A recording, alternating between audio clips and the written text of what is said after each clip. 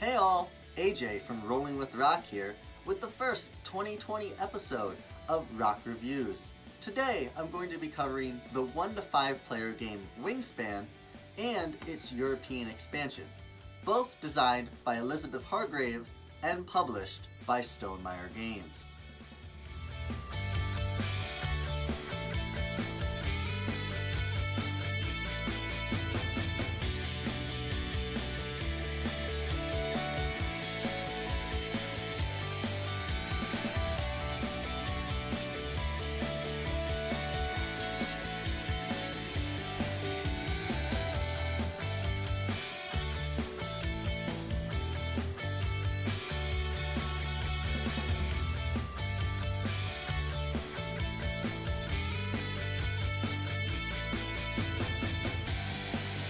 So this is Wingspan set up on the table, including the European expansion.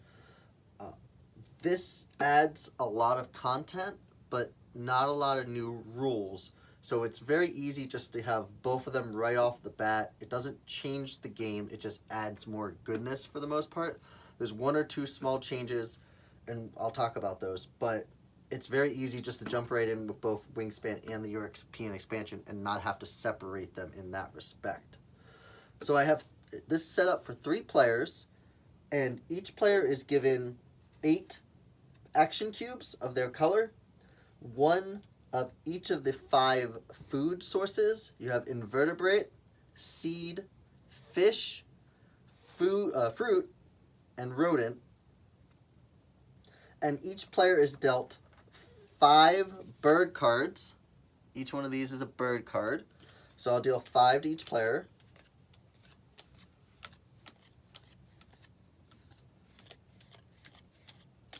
As well as 2 goal cards, and these bonus cards give you different tasks to do. This one says collecting birds with body parts in their name. You can get different points based off of how much of those you get. If you have 2 to 3 birds, you get 3 extra points, and if you have 4 birds that have body parts in their name, you get 7 points. So there's a bunch of different stuff based on their body parts, if they can live in a certain habitat, their type of nest, and like if they're based on a different area. So each player would get 2 of those, and that's pretty much the setup for the game. You do take 3 cards and put them here as the card supply. You can draw from the top of the deck as well. This is the goal board. There are 4 rounds in Wingspan, and each one of these is an extra bonus that you're trying to achieve.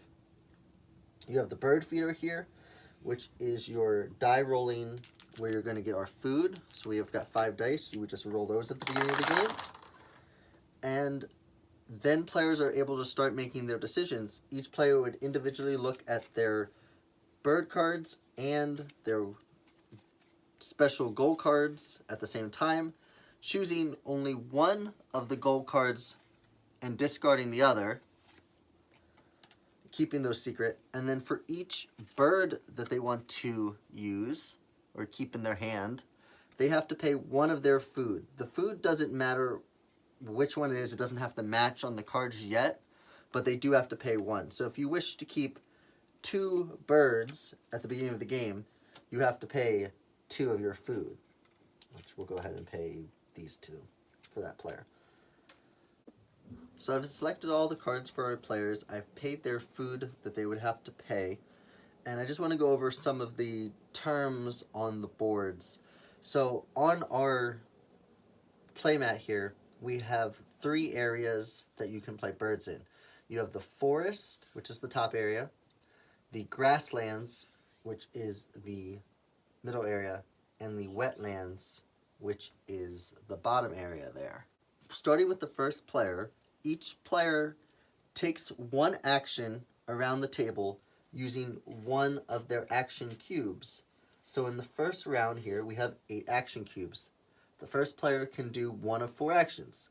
They can play a bird from their hand, they can gain food from the bird feeder, lay eggs on birds, but you couldn't do that in the first round because you don't have any birds on your mat, or draw bird cards from either the face-up or the draw pile. The way each one of these areas work is a little different. So when you play your action cube to play a bird, your first area down the columns is free. So if you put it in the forest, grassland, or wetland in the first column, it doesn't cost you anything other than the food cost on the bird. So just for an example, this bird, oh, that one actually had 0 cost. You can see with the big negative there, with a 0. This bird wants 2 invertebrate and 1 fruit food. And so those are the costs that you would have to pay. But as you start to fill in your area, let's say we played that, and on a subsequent turn we played this, when we want to play that one, we have to have an egg already laid on a bird. To get eggs, you have to take this action. So you would place this here, and you would get 2 eggs that you can place on a bird. Then on your next turn, if you wanted to play the black vulture, you'd go and play a bird, and now you could play that there, paying the egg cost from a different bird. Your birds are basically hatching new birds as you fill in your area, and that cost goes up from 1 egg to 2 eggs as you go farther down the row. But you're also gaining better abilities. So this area here, the grasslands, you're going to get to be able to get more eggs on your birds. In the wetlands, you'll be able to draw more cards, and in the forest, you'll be able to acquire more food. Because you always put your action cube to the right of your bird. So if you have a bird in the second slot here, you put your action cube in the third. So you would draw 2 food from the bird feeder face up, and then you move your action cube here, and you would see if you have an when activated ability. This bird does not. It has a between turns ability.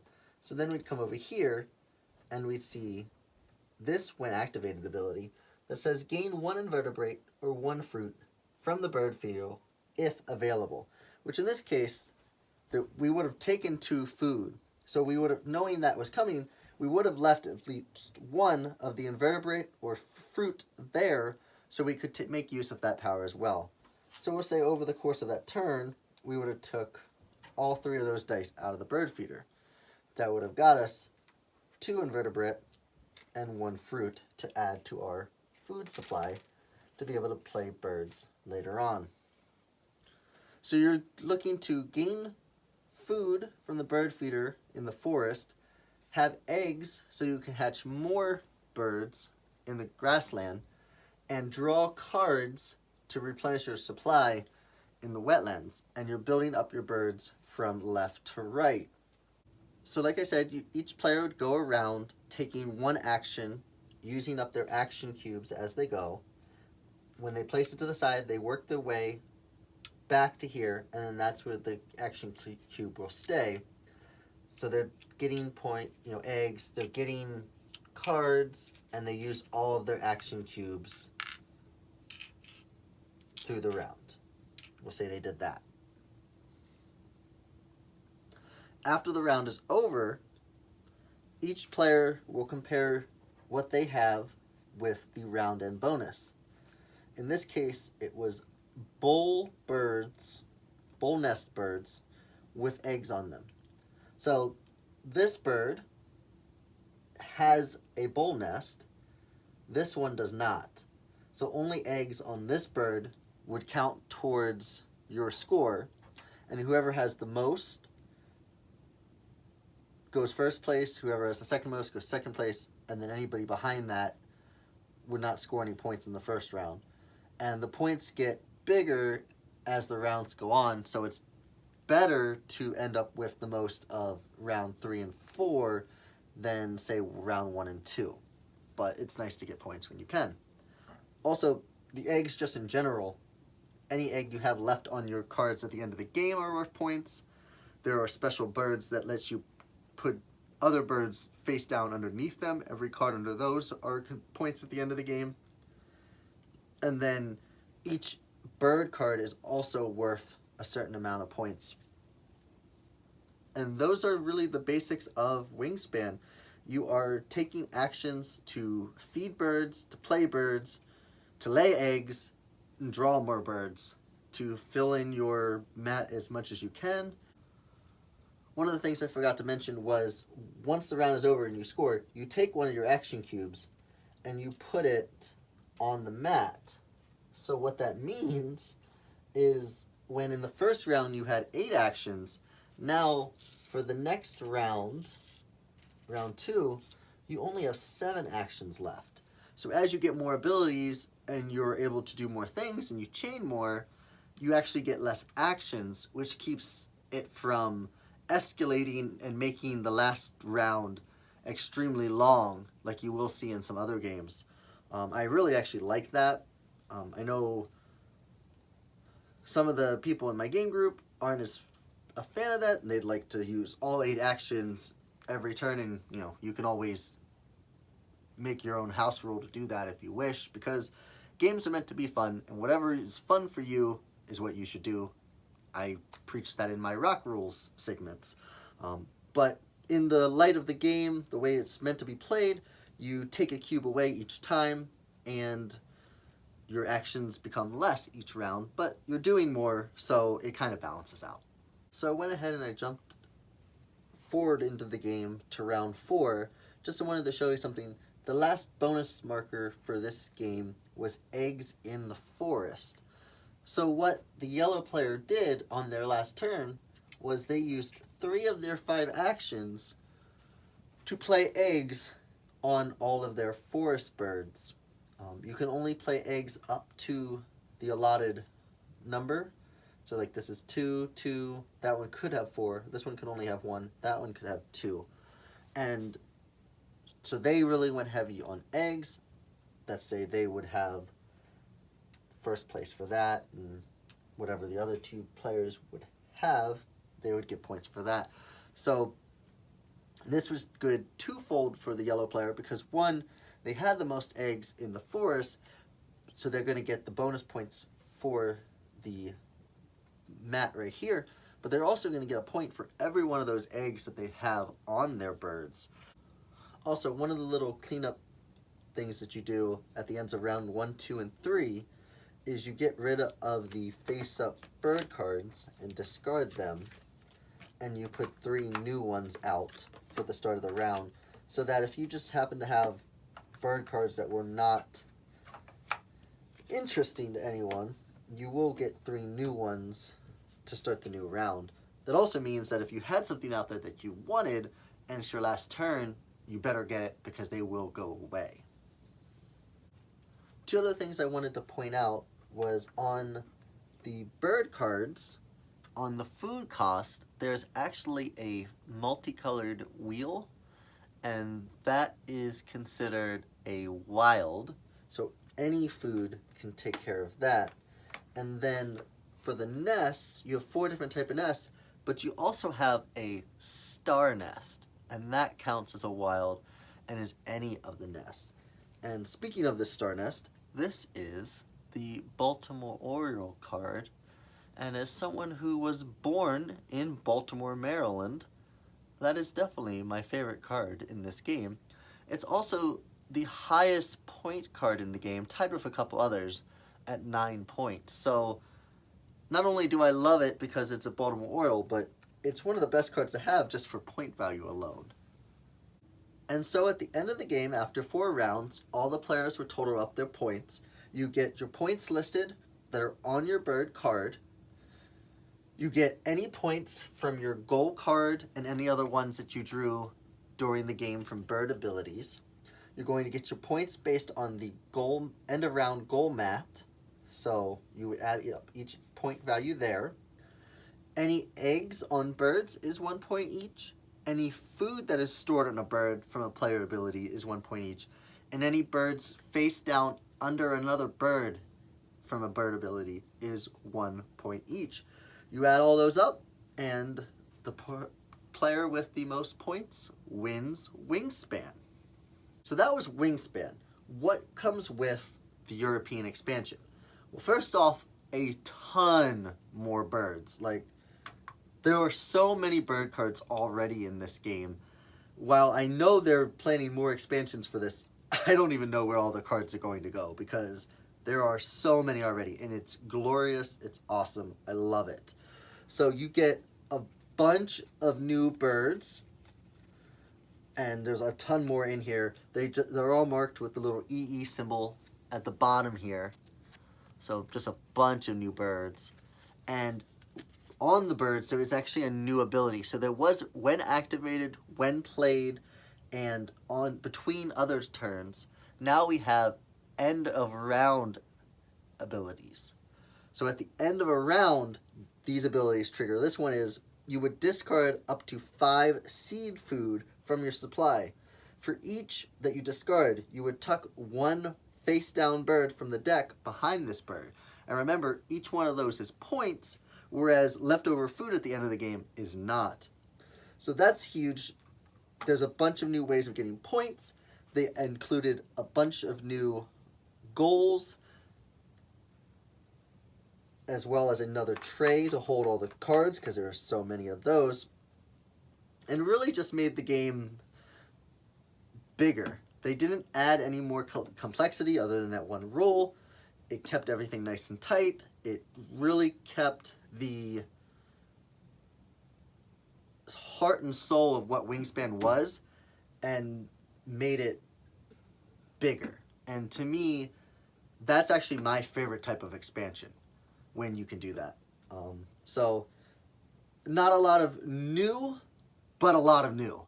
There's one last thing that I wanted to show you while we were down on the table, and that is, this game is one of the games that I've seen most upgraded. So, as you know, I have a Roc Rules segment where I talk about different house rules, how to upgrade your game, and just a lot of cool things you can do with your games. And I'm going to actually include that right here just for now. One of the things I've done actually is I have a 3D printer, and I found this on Thingiverse. I will put a link in the description below. There's a ton of stuff for this game, both commercially available through board game companies, as well as just on different websites like Thingiverse, where you can 3D print and upgrade them. I've seen upgraded tokens. I've seen, a bird's nest to hold all the different eggs, because there's a bunch of different color eggs. I only have them out there. I've seen 3D printed bird houses and a bunch of different stuff like that. Though I actually like the birdhouse for this. It's not bad by any means. But again, we're gamers. We like to make everything as big and awesome as possible. But in this case, for our action cubes, our action cube is just a little yellow cube in this case, you can actually 3D print birdhouses. Not sure how well that's coming across, but they're not much bigger than the action cube, which is really nice. But instead of using an action cube, you now place your birdhouse. And you have, a set of 8 of those instead of 8 action cubes. And on the website for, on Thingiverse for the birdhouses, there's actually 5 different types of birdhouses. So you could have a different birdhouse for each color that you have. Excuse me. And be able to really make your game stand out even more. Like I said, there's 3D printed, food tokens, there's more eggs, there's so many different things you can do for this game. And I really recommend, if you enjoy Wingspan already, to look into some of the upgrades, both through the board game companies themselves, as well as the fan-made material.